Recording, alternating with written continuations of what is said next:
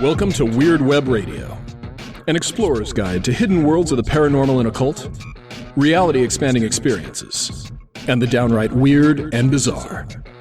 With your host, Lonnie Scott. Hey gang, I've got some really exciting news for you. We now have official Weird Web Radio merchandise available to you. All you have to do is go to weirdwebradio.com and click Store in the main menu, and it will take you to our new shop, where t-shirts, hoodies, hats, and more are all available to you on print on demand. And please let me know if you order something, if it's a quality that you like, and also take a picture, tag Weird Web Radio on social media, and let me know where you're at and what you got. It'd be great to see you all supporting that and helping represent the show. This new episode features Amy Blackthorn. Amy's been described as an arcane horticulturist. I'd like to tell you I didn't practice that a few times, but I did. She's described that way for her lifelong work with magical plants. She's certified in aromatherapy and ordained through the Gryphon's Grove School of Shamanism. She incorporates her experiences in British Traditional Witchcraft with her horticultural studies. And there I go tripping on it again. Amy also teaches hoodoo, and through her company, Blackthorn Hoodoo Blends, creates tea based on old hoodoo herbal formulas. She lives in Delaware with, I'm going to bet, cats. We all have cats, right? Anyway, thanks for being here. I really appreciate you taking time out of your day to listen to the show. I hope you enjoy all the things that Amy and I discuss. Stay weird out there, my friends. And we are recording. Amy Blackthorn, welcome to Weird Web Radio. It's an honor to have you here. Thank you so much for having me. Yeah, I'm pretty excited. We've been talking about this for a little while, and we finally got a chance to get this thing done. I've been looking over your work and your books and things that you've done online. And you may enjoy this. I'm not so sure how to actually describe what it is that you do. Would you call yourself a witch? Is that fair, or is this a wider, more encompassing thing? I absolutely call myself a witch. As a younger baby witch, there was a lot of debate back and forth over, do you say Wiccan? Do you say witch? Do you say, I just go with witch. I have practiced Wicca for a very long time. I was initiated into a British Traditional Witchcraft coven at 18. But witch is just so easy, very round and encompassing. And usually if people have questions from there, they'll needle into the woods for it. Well, that's fair. I totally understand that. So if you take the title witch on as the moniker and the title, just kind of this encompassing thing to what you do, facilitate conversations. What is it that witch means to you? Because it means a lot of things to a lot of people. So when you're saying I'm a witch, like, what is that comes up to mind? How do you identify that way? There's so many different pieces and parts to it.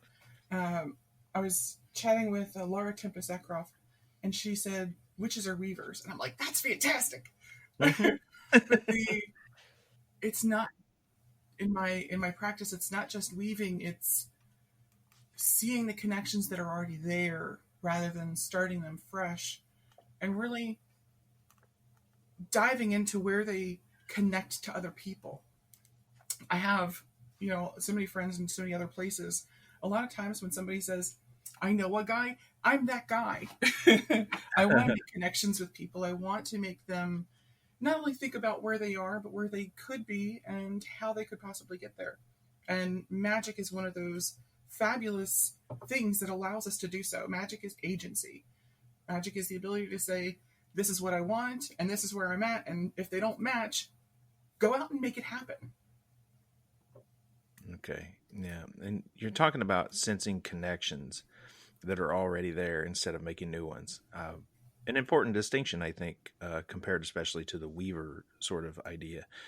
But when you talk about sensing connections, there could be people listening to that and thinking, I still don't know what the fuck that means. What do you mean connections? What are these things? And how do I even sense them? How would somebody know? How do you know that you sense something, and how does it take shape in your mind? I get so many people that come to me and say, I think I might be a witch. How do I know if I am or not? And there's this spot in your gut where you know things.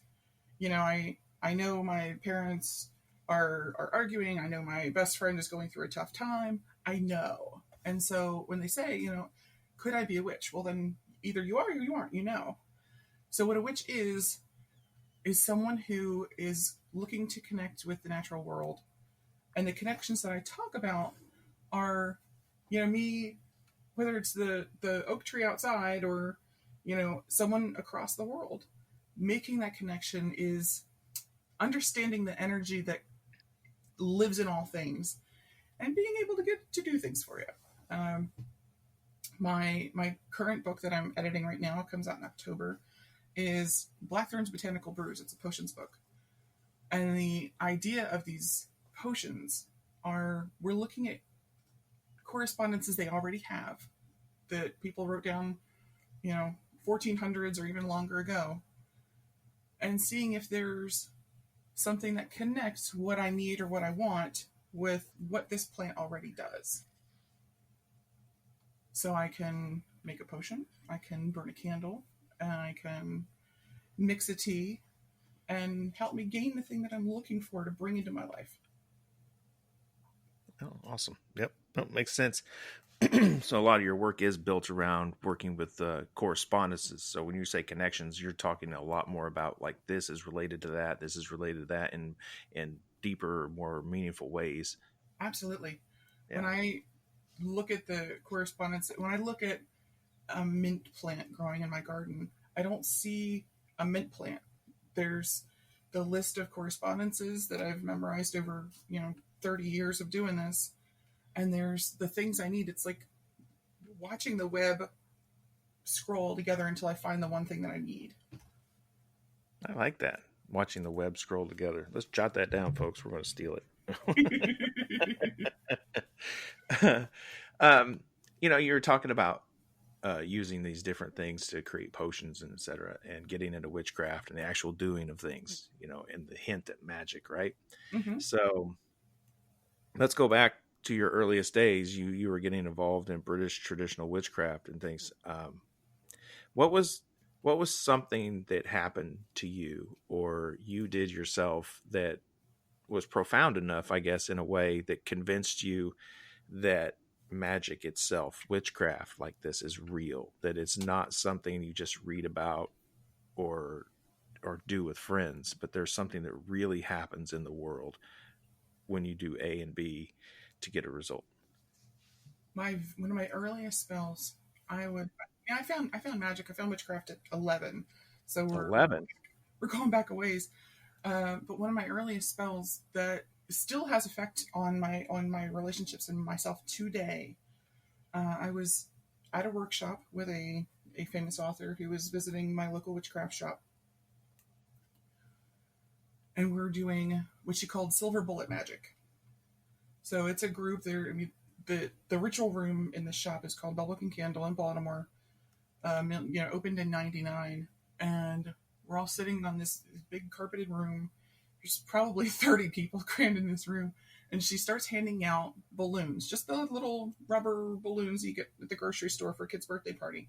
She hands one out to every person in the room, and she hands out an index card and a pen. And she says, I want you to think of something you want to wish for, something you have a need for in your life, something that you're not quite sure how to get. I want you to write it down on your index card. And I was a teenager, I was a young woman, and I had really wanted, desired a boyfriend. I had come out of a really bad relationship. I wanted to prove to myself that the issues that this other person had were theirs, and I needed some companionship. I needed somebody to share my religious beliefs with, someone I could talk to, and someone that was outside of my home situation. So I wrote all this down on an index card. I want a best friend. I want someone I can talk to. I want someone who's a great listener, who I can share my hobbies with. And I filled this little index card front and back. So specific. And everyone's waiting. It's very anticipatory feeling in the room. little tingle in the hairs of your arms. And she says, okay, what we're going to do is we're going to fold up these index cards as small as you can, and you're going to tuck it inside your balloon. Then we blew up this balloon, and we pushed all that intention into the air that we're breathing out. We're sending all that intention into this balloon. And then you sit on it and pop it, sending out that intention to the universe. And you think, this seems kind of hokey. Everyone's laughing and giggling, and we're having a great time. And some people didn't blow it up big enough, so have a hard time popping it. And you think, okay, that's nice. And you go on with your day, your weekend, your month, your year. It was the funniest thing. I started babysitting for a family at my karate dojo. The mom and dad wanted to go away for the weekend. The younger kids were too young. They were, she wanted to have another person in the house. So we start talking.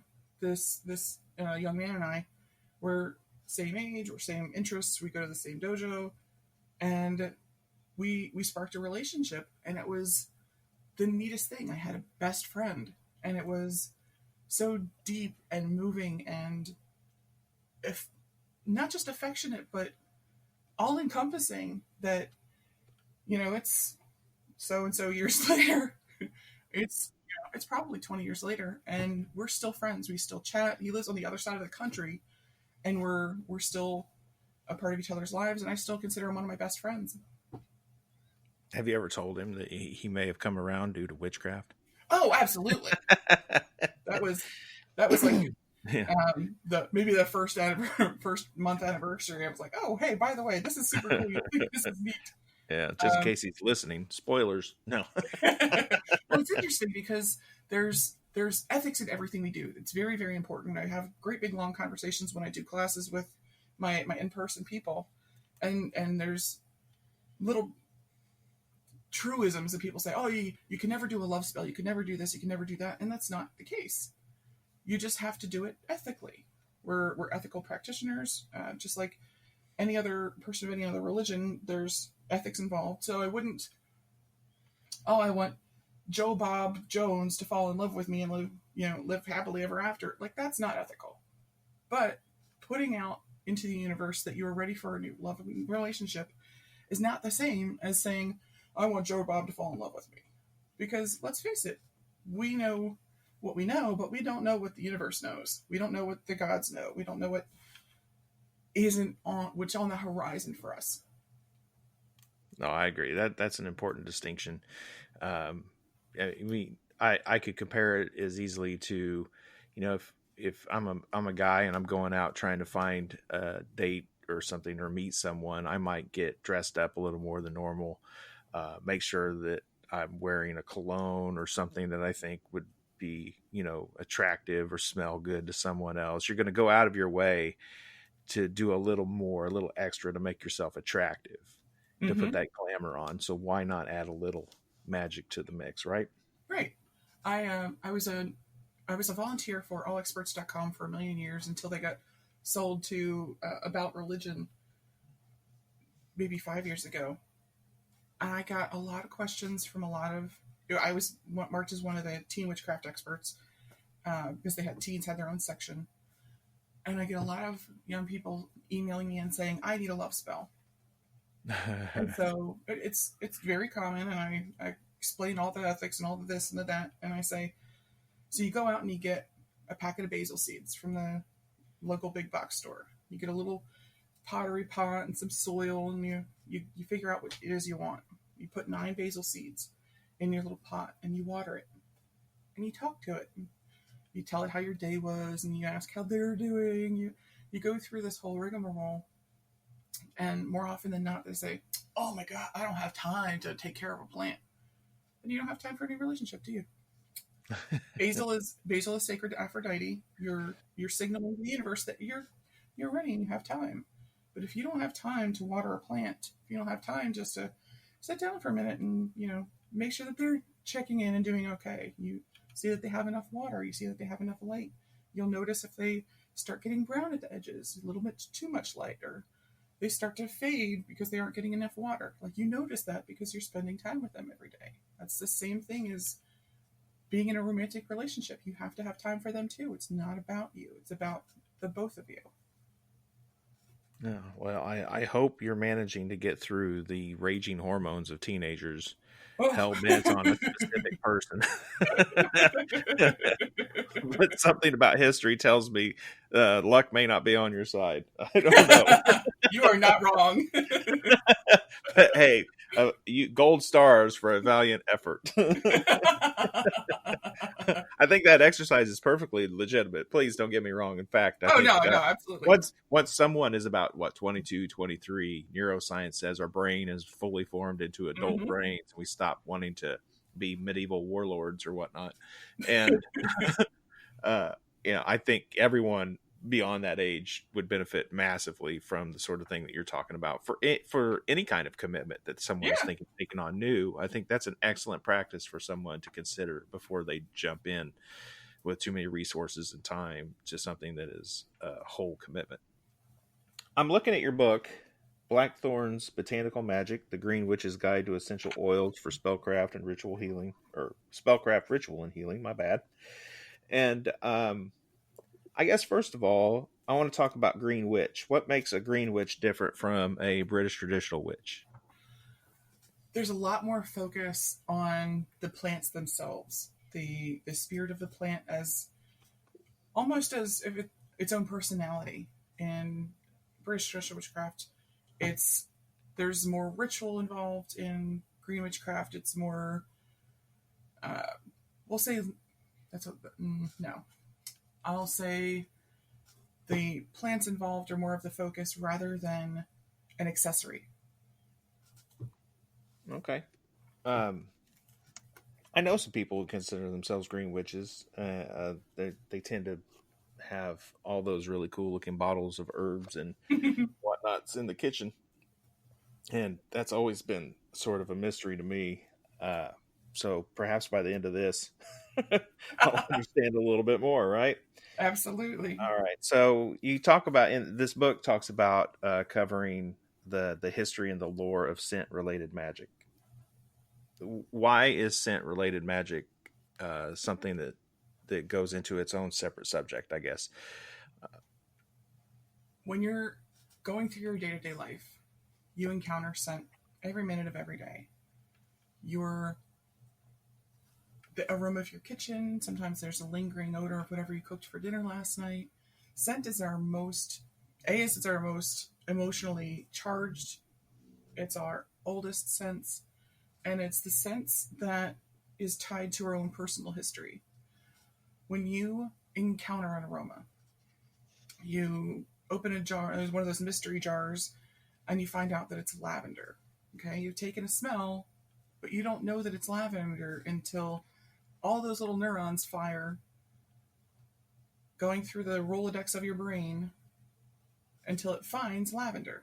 But to do that, it has to scroll through all of your memories until it gets to the smell of lavender. It has to go through memory before it can get to recognition. So every day of your life you experience as a piece of paper in a box. And every day you put another piece of paper in the box, stacked up. You're not going to reach to the very bottom and start going forward. You're going to just grab the top paper out of the box and keep going until you find lavender. So when we're embracing ourselves as magical persons, if we're going through our practice, you can smell something that you encountered as a child. We'll say circus peanuts, when you're 7 years old.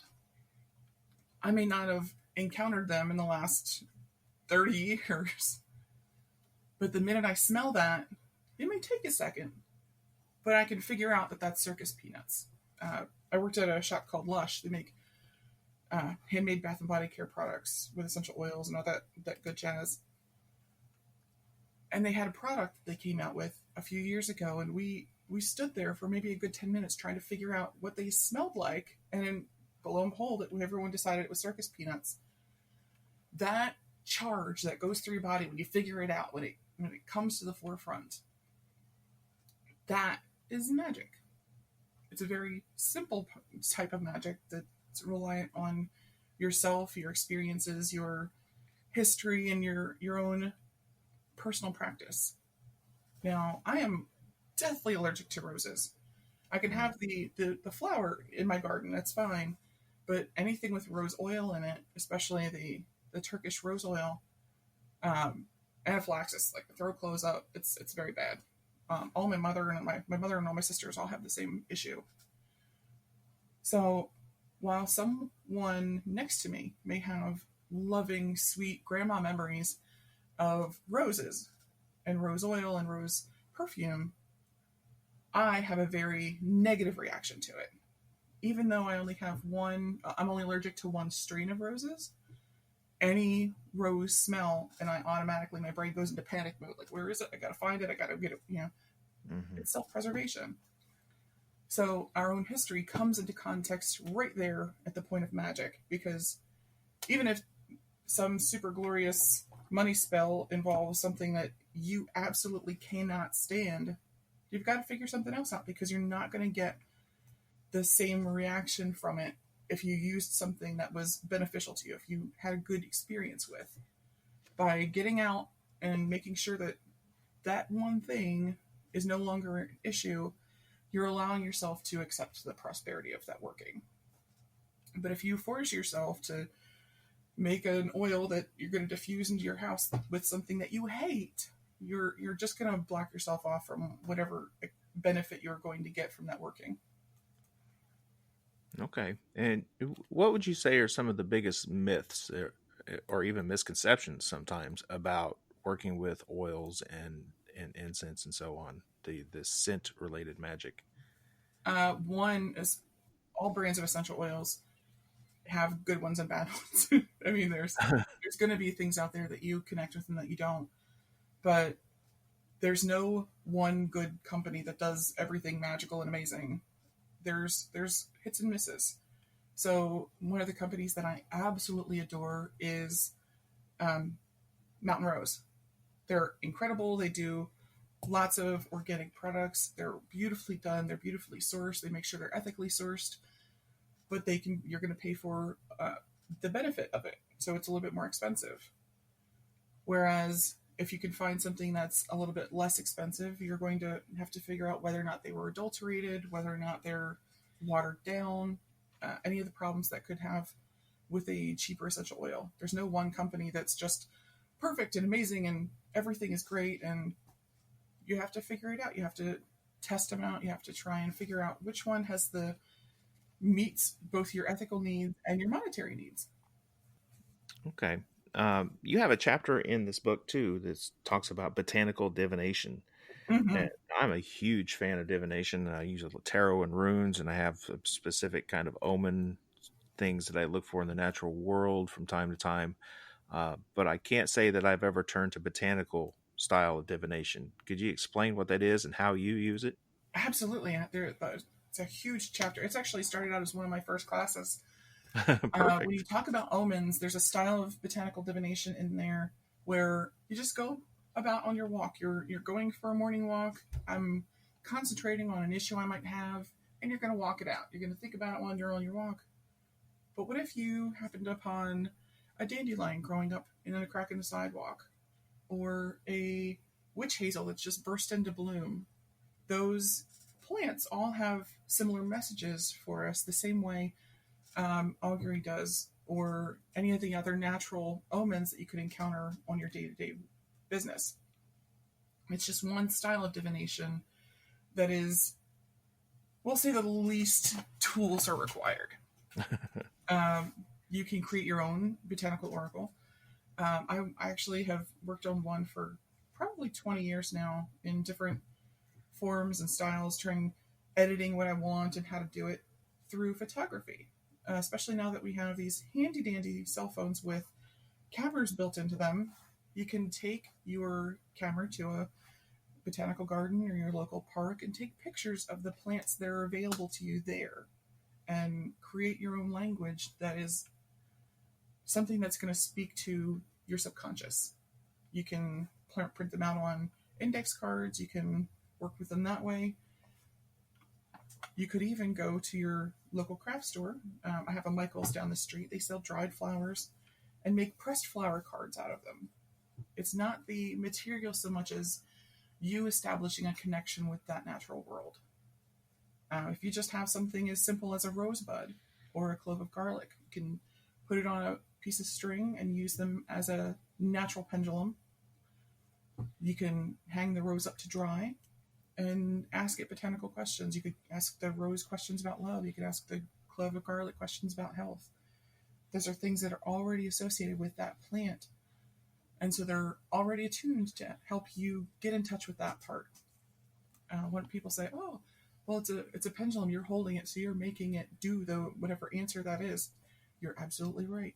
It's called ideomotor movement. Mm-hmm. I know the answer to the question in the subconscious part of my brain. So my hand is already going to reflect that in the way the pendulum moves. If it's swinging back and forth, that's my yes. If it swings in a small circle, that's a no. But ask it what its language is. It's a way to get in contact with your subconscious without paying a lot of money to therapists. And it's a very quick and easy way to get an idea of where your head's at, because it knows what you know. Is there an experience or a result that you've been doing, let's say in the last few years, that really stands out as something that is one of your favorite kind of experiences or favorite results of using this sort of magic?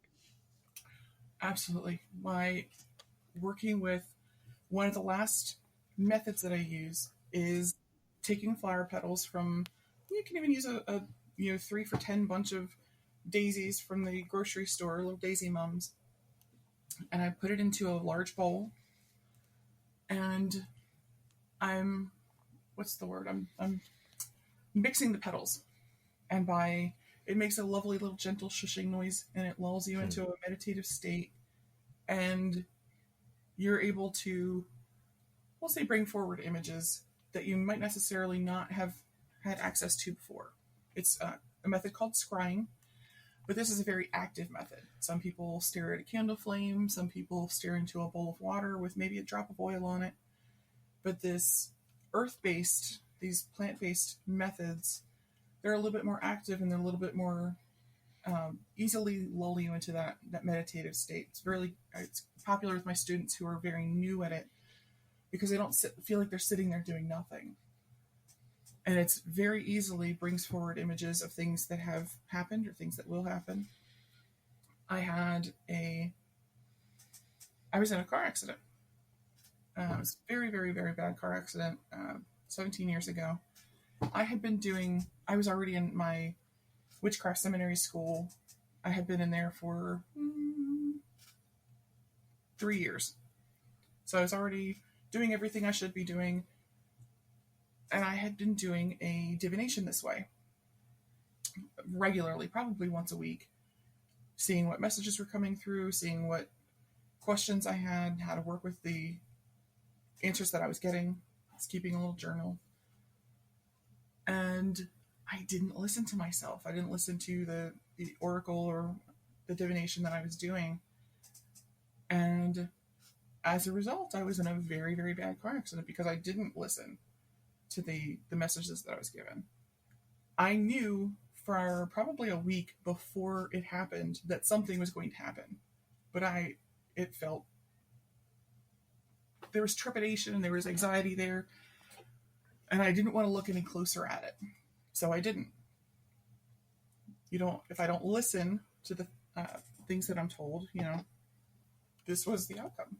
I spent almost a year in and out of hospitals. I was in a wheelchair for 3 years. Doctor told me I'd never walk again. Oh my goodness. It was bad news. I was on platform crutches for 2 years, cane for 3 years. Like it was significant. Now wow. I do walk, and I have walked for a few years now, but I don't do a whole lot of running around at conferences, because at the end of the day, if you bump into me out in the world, you'll notice I have a pretty significant limp when I get tired or the weather is bad. It's been a long time coming. And people say, well, did that affect how you feel about magic or how you feel about your religion or the gods or any of that stuff. Absolutely not. They declared me dead on the scene. It was a bad accident. It took them 45 minutes to cut me out of the car, and they had to fly me to the nearest hospital.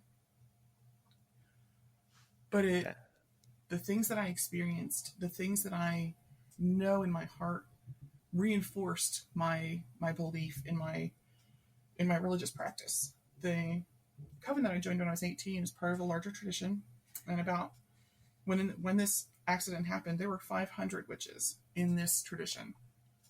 My high priestess reached out to the founder of the tradition and said, "Hey, my covener's in a really bad way. She might die. She might, she's gonna, if she lives, she's gonna have a very long recovery, and she's absolutely great. We're gonna activate the phone tree." Right. And so I had 35 covens and 500 witches doing magic for me to get better, to make sure I was going to be okay. I broke both my arms and both my legs and broke my pelvis, my face, just all these pieces and parts. The day after the surgery, it took them 12 hours of surgery to put me back together. And the next day, once I was awakened, I was able to stand up out of the bed so they could change the sheets. My recovery was astonishing. Was the word the doctor used. Because I had a level of physical fitness that I did, and I had my coven was in and out of the hospital the whole time. I mean, I was an hour away from my coven in Baltimore in Delaware, and they were coming to see me. I was there over Halloween or Samhain. We cleared out the room. We had the complete privacy for the hospital, and we had our Samhain ritual at my bedside. Nice. I was able to move forward with intent and purpose because I had the backing that I did, because I had the emotional support and the magical support to do so. That is an incredible story. Wow. There's so much in there too. Oh man. That's a big hit. I want to unpack. I get it. Yeah. No, you said something that really got my attention. I mean, wow. But you said you were declared dead on the scene. Yeah. Did you have any sort of near-death experience kind of stuff did. happen? You did. Do you did. mind sharing? So I can remember, I actually talked to my partner at the time. When I woke up the next, technically I was under for about 24 hours. When I woke up, I said to him, like, it's just the two of us in here. The crowd of people we sent them to go get food and outside and, give some space for a few minutes. And I said, "Hey, can you just clarify something for me?" "Oh, sure. I said, "My car was in X place. Well, behind the car and to the left, about 30 feet back, do they have a line of people just sort of gaping and gawking, and the ambulance would have been behind me, and then the helicopter landed over here." And he says, "Well, yeah, but you couldn't possibly have seen that. The minute the minute the fire department got on scene, they covered your head with a turnout coat to protect you while they were cutting the car apart to get you out." I said, "I know, because I was floating about 30 feet above the car watching all this happen." They knew that I was not responsive at one point because they were trying to talk to me through the turnout coat. And once I stopped responding, they knew they had to, we'll say, hurry it up. My left leg was pinned inside the wreckage of the car. So they couldn't just pull me out through the window. So I'm watching all of this happen from above the scene. I could see the helicopter. I could see the jaws of life. I could see everything, even the faces of the people who were watching this happen. It's midnight on a Thursday night / Friday morning, and it was an industrial area, so there's people working third shift going, "Hey, there's a ridiculous noise outside. What's going on?" So He was absolutely, yes. That's where the people were. That's where the ambulance was. That's where the helicopter landed. And you couldn't have seen that because the whole time you're covered with a giant blanket. Mm. So do you remember when you were like snapped back into your body? Did you hear voices, like be greeted by loved ones, anything of that kind of nature? I spoke to a spirit guide. I can remember flying over the desert and sort of talking about the things that I had dealt with in my life, and I wasn't supposed to be dead. You know, do you want to be done? That's fine. That's your choice. Because you're going to have a hard road when you go back. There's a lot of damage. There's a lot of things you're going to have to deal with when you go, if you decide to go back. You know, what are you going to miss? Are you ready to move on? And obviously, I chose to come back because I'm still here. Mm-hmm. So I don't remember going back into my body, but I can remember the first thing I heard was the medical professionals in the helicopter. So once they got me out of the car and they got me into the helicopter and took off, they could give me the attention that was required at that moment. And so I don't remember that feeling. All I can remember is them, yelling commands at each other. I was in a support group for about a year, and there was a really lovely young woman who I got to be friends with, and she was an EMT. And I got to regaling her with this story, and she said, I always wondered, but I never knew whether or not people could hear us. And I said, I absolutely could hear. I could tell you the things that they asked me. They were, I'm barely conscious, and they're asking me what my phone number was in the 5th grade. And Oh, wow. I can remember even not being with it, not being able to respond. I can hear the things that they're saying. And the effect that has on the person who is in the car, who has been in this accident, that 1,010% will affect whether or not they choose to fight or not. They can hear you. If you give up, they give up. That's interesting. I think that's an important message to put out there too. It really is. Yeah. Wow, what an experience. And to have a vast network of witches on your side. What a beautiful gift that must have been in your life. I was so incredibly lucky to have that many people sending energy towards my healing and my betterment. They went from "you're never going to walk again" to "hey, let's get you into physical therapy for this piece and this part," and in 2 weeks. The doctors were surprised. I was surprised, but the amount of fight that a person has is absolutely part of that. It's not just the difficulty that they're facing, it's the faith that you have in them, that they are able to have in themselves. I will absolutely not lie to you. There were some very difficult times. There were times when I wanted to give up. But the loved ones that I have that were there absolutely wouldn't let me. And I'm very lucky for that. Yes, I can imagine. Now, I know I'm going to get hate mail if I don't ask, so I'm going to ask. What essential oils are good for healing from such terrible trauma? Inquiring witches want to know. The best ones are the ones that are so strongly associated with spirituality. Sandalwood, frankincense, myrrh, copal. Because they have the association and the familiarity with religious objectification, with spiritual practices, it reminds you that there is something other than the physical anger, the physical anguish that you're going through. There is something else out there. You may not be able to focus on it right this minute, but I promise that it is there. Awesome. So I have all those things. Good. I'm better off than I thought. Yes. The physical healing stuff, the chamomile and the peppermint and all that stuff is great to have on hand. It's good for a lot of different things, but we are so focused on the physical healing and the physical aspect of some of the things that we deal with. People absolutely forget the spiritual component of healing is just as important. Mm-hmm. No, I agree. Yeah. Now, did you start writing before or after you had this accident? Before, I have journals of writing from kindergarten. Okay. um, I'm talking about your books that you published. I was first published at 16 Oh, wow. in a peer-reviewed journal.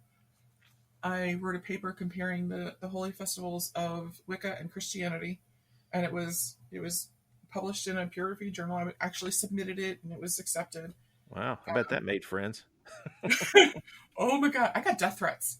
Yeah, those are fun. The town in which I lived at that point, it was so old and backwards. On Sunday mornings, you could still find a dude in a white hood handing out leaflets for the KKK. What the serious fuck? Yeah, in the 90s. Like, this isn't the 70s. This isn't Damn. in 1998. So for people in my town to find out, oh, she's a witch, I got death threats. I had children. I'm in a junior in high school, and people tried to stone me with literal stones. I get off the bus, people start throwing small boulders at me. It was definitely hard. I did not come out of the broom closet. It's not something that I intended to do. Someone's found out. Someone gained my trust, and then told the entire town. That was very difficult, just because the small-mindedness and the anger that people have about anything that's different, especially in small town life. Sure. Yeah. Nothing like comparing witchcraft to Christianity to bring out the hate. Yep. All I wanted to do was to bring people together and say, hey, maybe you're not as different as you think. And people took that really personally. How'd you end up writing for Wiser Books? So I have a dear friend who now is my editor, Miss Judica Ellis. We've known each other for almost 15 years. Oh, wow. You send Judica my way. I have not interviewed Judica yet, and I'd love to. I'd love her. You will love her whole face. We'd hang out. We'd have dinner when she was down towards Maryland or Delaware. We'd get together. She would come down to Crystals, Candles, and Cauldrons in Baltimore when her daughter would go to Balticon. We'd hang out, and she'd do a class. We'd go to dinner. It was great fun. Then in December 2015, she was doing a class on the Yule Witches at a shop in the Bronx that is sadly no longer there. Lady Rhea's shop in the Bronx. Lady Rhea is also who you would love her. You walk into her shop and she hands you a glass of Prosecco and tells you to find a seat. It's great. That's nice. That's hospitality. Yeah. So it's a class on the Yule Witches, and it's supposed to be a 2-hour class. And at hour 4, I think we took a recess. So everyone flocks to Judica to tell her their experience or their thoughts or their feelings, like you do when you write books. And I had journeyed up from Delaware with my friend Natalie. I drove the first 2 hours. She drove the second 2 hours, get us out to the Bronx. And Judica comes to find me.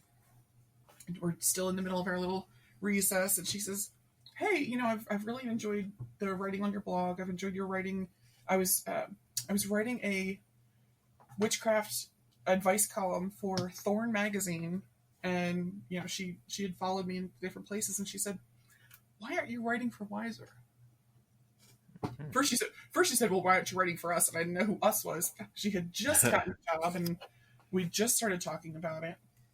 And so I said, well, I am writing, and I have been writing. I just don't know what to do with it. She says, well, I gave her the elevator pitch for a couple of the projects I had been working on. And she said, look, just send in a proposal. Tell us what you want to write and how you want to write it. And I was overjoyed and also terrified because Sure. I wanted a book with my name on it before I could write my name. So it took me a year to get over my own fears and my own thoughts and doubts about my ability to write and be understood, and get it out there to Judica to say, hey, this is what I've got going on. And it's the neatest process. You know, once it goes from Judica, she takes it to the publishing board, and they sort of debate whether or not this is a good idea or not. It's so fascinating. I have so many friends who are authors. I thought I knew what the process looked like and knew what to expect. No, absolutely not. I had no idea. If that publishing board doesn't have a goblin on it, I call bullshit. So, you wanted your name on a book before you even knew how to write your name. I'm curious, is Blackthorn a pen name or your birth name? No, it's a pen name. I thought it might be, because what a brilliant stroke of pen to have that for someone who's a green witch writing books on botanical magic, right? It's funny. One of the correspondences for Blackthorn is my legal name. So it is one of the, it's a common title.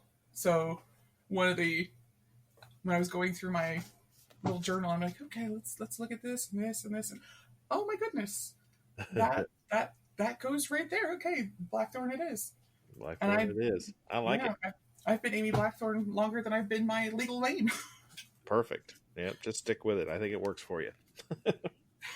So another book you wrote, I'm holding here in my hand, Sacred Smoke. Very cool cover. So the back of it says, clear away negative energies, purify body, mind, and spirit. I like that.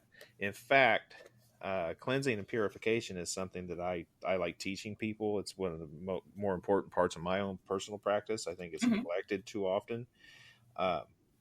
And you start off right away by saying, with a chapter talking about what everyone needs to know before they start a cleansing practice. Okay. Tell me, what do we need to know before we start a cleansing practice? People find videos on YouTube of either some magical woman running around in a cloud of smoke and think, oh, hey, that looks neat. I could totally set fire to things. Or there was a viral video a few years ago of a woman putting together a smoke bundle, and they're like, look, it's easy, anybody can do it. You just smash things together and tie it in a knot. And I'm just yelling at YouTube, that's not it, don't do that. She put a whole rose in the middle of the stick. I'm like, that's absolutely gonna mold. Then she put a handful of lavender in it, and like, okay, now we've got herbal sparklers. You're gonna set your carpet on fire. There's so many things to be aware of that it's hard. People say, oh, well, just burn sage. Okay, well, that's not a practice. That's incense. we need to make a few more steps to make it from incense to a cleansing practice. So the first thing I always make sure to tell the people that I'm working with is, whether it's a stick incense or it's an herbal bundle that you've made or purchased, just burning it isn't enough. As with all magic, the intent is so important. It's what drives your magic. If you just want something to smell nice, you could burn anything. You could burn pellets from the gas grill. That's fine. It's going to smell nice. But is it magic? So going through and understanding what these plants do and how to create an authentic practice is really important. And what I mean by authentic is, we start from 2 plant materials. So we start with clove powder, and we start with lavender buds, because you've got to know how it affects you and what it makes you think or feel, or how it smells. If you hate the way it smells, well, write that down. If you love the way it smells, absolutely do that too. But if it's something that makes you feel melancholy, if it makes you feel anxious, like, you've got to know those things. Knowing how it affects you, knowing how, not just emotionally, but physically, what effect it has, those are the building blocks of creating an authentic practice. Just having some stranger on the internet tell you to burn sage, it doesn't do anything. It isn't a practice yet. So this is how we make it a practice, by looking at where our plants come from, ethical harvesting, to what it's like to be part of a community and a culture. Mm-hmm. Very well said. So if somebody's listening to this and they really want to get into it, And, of course, buy your books. I think one of the more important things that often gets neglected for especially new people entering these practices, what are some of the like potential pitfalls? What should they be avoiding and not listening to? When someone tells you to do something without a why, that's definitely a red flag. How and why are the really important parts. Um, one of my teachers at one point had made a very common and very poignant statement that said, someone comes to you and says, "What can I do for what can I take for a headache?" A hammer. That you could take a hammer if you want a headache. Oh no, no, no! I want to get rid of a headache. Oh well, that's a totally different sentiment. You have to understand what it is they want and how they're, if they have any, not just experience but understanding. Just setting fire to a bunch of plants doesn't necessarily mean you have the experience. There's a lot of learning practice that goes into it. I was at Finding Avalon in Delaware this weekend, and someone said, I want to check out your book, because what I did was I went and I bought charcoal and I bought some dragon's blood and I just threw it together, and wouldn't you know, I smoked myself out of my own house. It happens all the time because there's no handbook. Oh wait, yes there is. People are told, just take a tiny pinch and put it on the charcoal first, because it will produce a lot more smoke than you think it will. Yeah, that is a fact, as my fiance likes to remind me. Yeah, she can walk into the house and say, "I can tell you've done something today." Because I can't see the other side of the room. Yeah.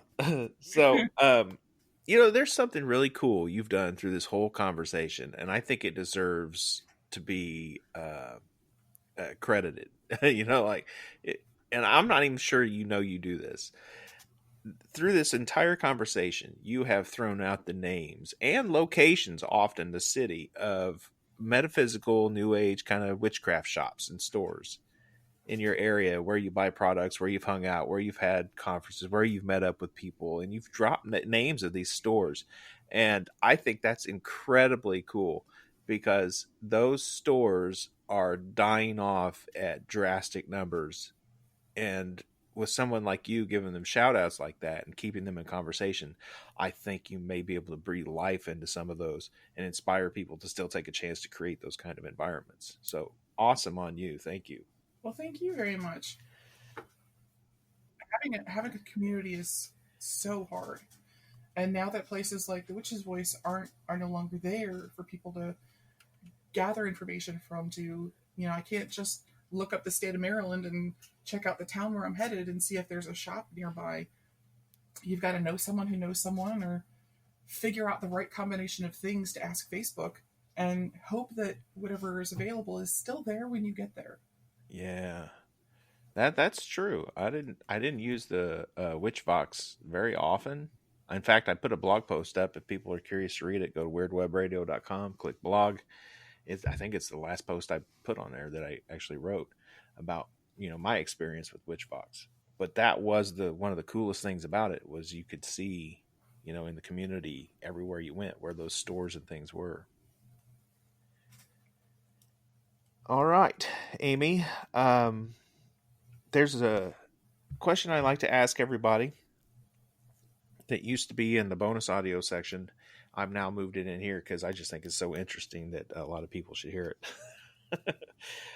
Every place has its own history. It's kind of haunted places, the witchy people that lived in the past, the legends, the lore, and the landmarks that are significant to the history of every town, city, and community that are out there, right?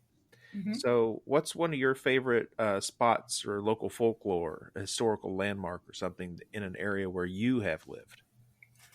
My favorite is probably Fort Delaware on Peapatch Island. So it's it's almost a moat in between Delaware and New Jersey. You take a little ferry out. You can do their regular history tour. They take elementary school kids out there all the time. And in the evenings, in the fall, they do ghost tours. Yeah. So it's about 5 hours, so you get to hang out in a very haunted fort. They run you around to the different places where spirits have been seen.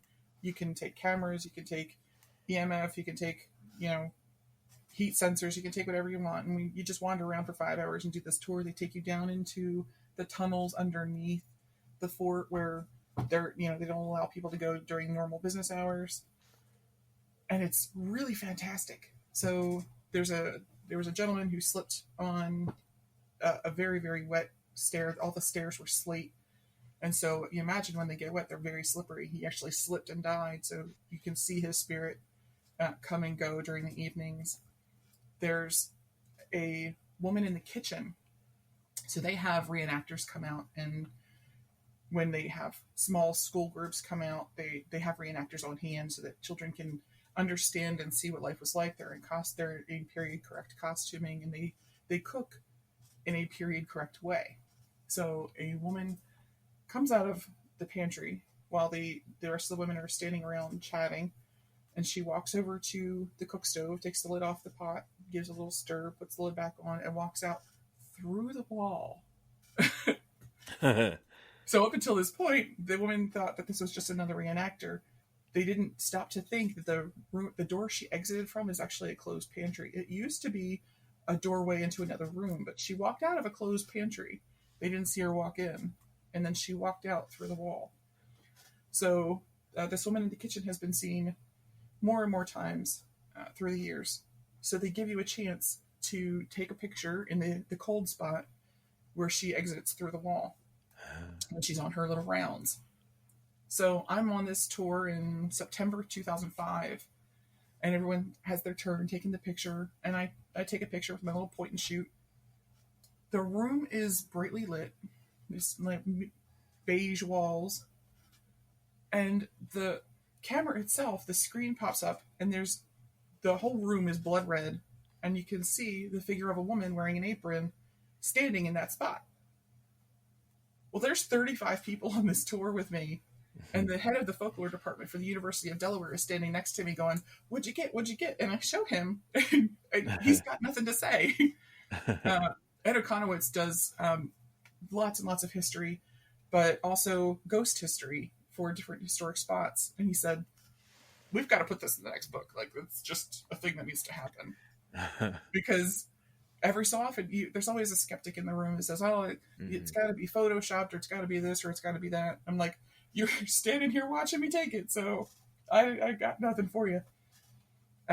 So we actually wound up putting it in the Civil War Ghosts at Fort Delaware.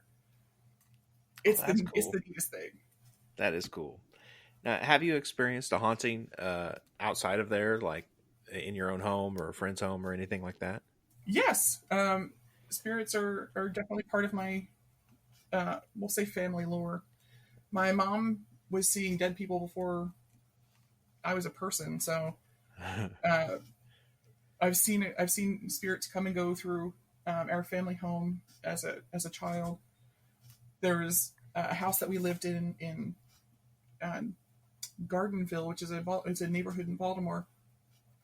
More often than not, it was. So yes, their spirits and spirit activity are definitely a thing I have experienced. Well, that's fun. No, I get it. So let's say a friend contacts you and says, "I know you're a witch. They're not into it. That's not their thing, but they know you are." And they've got shit going crazy in their house, right? Mm-hmm. Lights are flickering on and off. Electricity's not working properly. Like, you know the drill. They've eliminated every possibility that it is something normal, that this is definitely some kind of haunting. They need your help. How would you help those people? There's levels to it. Just like there are levels to hauntings, there's levels to your response, because you don't necessarily need a nuke to swat ants. If it's something that's just a repeater, they're just going through their daily basis, their daily day-to-day activities, and they just left an imprint. That's a very low-level cleansing. If you need a little bit more out there, people say, "Oh, I'll reach for the sage." Sage is not, one, it's not the be-all end-all, and two, it's entering into the protected class because it's getting harder to find. Individual stores who think it's super neat and they start poaching from native lands, like it's hard to make sure that you have acquired it from an ethical place, we'll say. So there's actually a hierarchy in the plant kingdom. So flowers, then I would say leaves and seeds, woods, then resins. So you don't necessarily have to leap to the end of that just to get something that's effective. So we might do a nice gentle cleansing, refresh the room, and that what that does is that also eliminates the fact that it's a projection from the person who is calling you. Whether it's something that's been going on in their life, or one of the things that they have to deal with is the fact that some of this is mental illness. And knowing as a practitioner what the presentation is for mental illness versus a genuine haunting is really important discernment. So if it's something that they've sort of built up in their own mind, the first level cleansing usually takes care of it. If it's going to be handled, it's going to be handled at that level.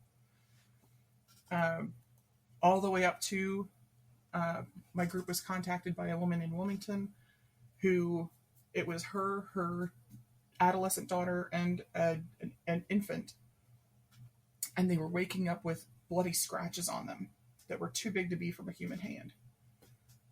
Like there are levels of things that need to be handled. Mm-hmm. So you don't necessarily need the nuke to swat an ant, but you want to make sure that you're handling it effectively. So reaching for the sage may be the first thing you try, but if it goes away and comes back in 3 days, that's not what sage was there for. You need to go with something a little bit more intense. Dragon's blood is one of my favorite things to work with.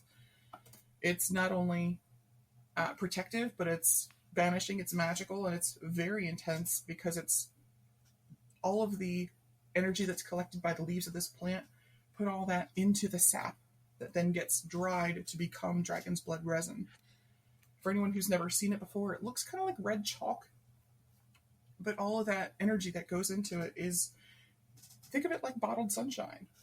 You can bring the light and the protection and the strength of that tree right into the home, right into that wherever the haunting may be, and can effectively deal with it rather than just making it grumpy. Okay. I've never heard that as a recommendation. I like that. Nice. I really love it. Yep, that's cool. So, we've come to the end of the regular portion of the show. And this is the point where I like to ask if there was something that I should have asked or something you'd like to talk about that I did not cover.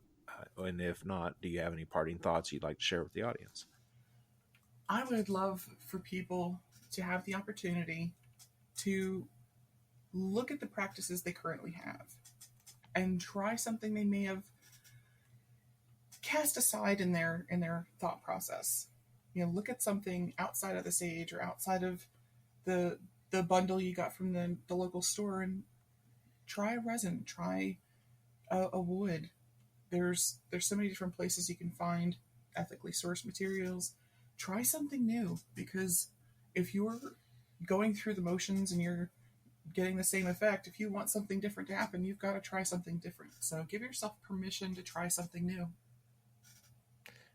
If someone's at the local store, like their local new age pagan kind of store, how do they know if something is ethically sourced or not? Because you've mentioned ethically sourced several times, and I think it's important to point this out.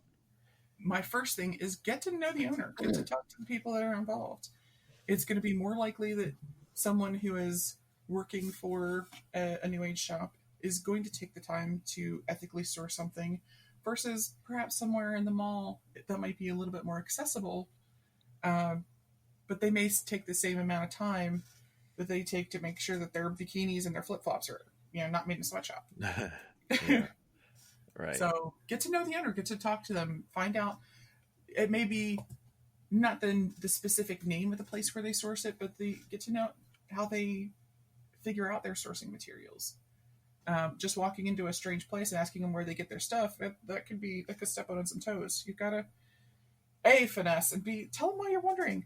I want to make sure that my materials are ethically sourced. How do you source your materials? Right. Good advice. Thank you. Thank you. Yeah. And in fact, thank you for being here. It's been great talking to you. Fantastic. Thank you so much. I've really enjoyed chatting with you. Good. Now, where can everybody find you? You can find myself and my writing, more information on my books that are coming out at amyblackthorn.com. That's BLACKTHORN. There's no E on the end here.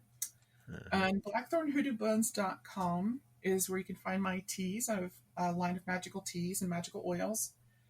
Those are ethically sourced because it's so important to me. It's more important to make sure that those the people who are picking the tea are given a living wage and respected for their trade craft. And on Facebook, there's Amy Blackthorn, author. My tea shop, Blackthorn Hoodoo Blends, and my just started a brand new podcast. So at some point in the near future, we'll have a second episode. That's Blackthorn Grove on Facebook. Fantastic. Yeah. All right. Well, thanks again for being here, and thank you all for listening. As you know, if you want to hear the next portion of this interview, you're going to have to go to patreon.com/weirdwebradio or go to weirdwebradio.com, click join the membership, and for only $5 a month, that is less than you paid at Starbucks today. I know it. I've seen it. I buy them myself. You can access the entire archives of all those extended interviews and, of course, get everything that comes in the future. All right, folks, stay weird out there. And it is bonus audio time. Amy, Yay. Are you ready? I am ready. All right. Are you sure? I think I'm sure. People always think they're ready. No. But you have no idea. Nope. Unless you've been a member. What famous person's resting place do you most want to visit? Do you want to hear how they just answered that question? What famous person's resting place would you most like to visit? That and many others, including what they think about the afterlife, what they may or may not do in cemeteries, what are their traditions, magical practices that have to do with the dead, folklore that surrounds their homes, and so much more, available for only $5. $5 a month. Even if I make more than one episode in a month, it's still just $5 a month at patreon.com/weirdwebradio or go to weirdwebradio.com and click join the membership. You can find me on Instagram at weirdwebradio. You can find me on Facebook as Weird Web Radio, or come join the new, fun and exciting Weird Web Radio Facebook group. Thank you again for being here. Stay weird out there, my friends.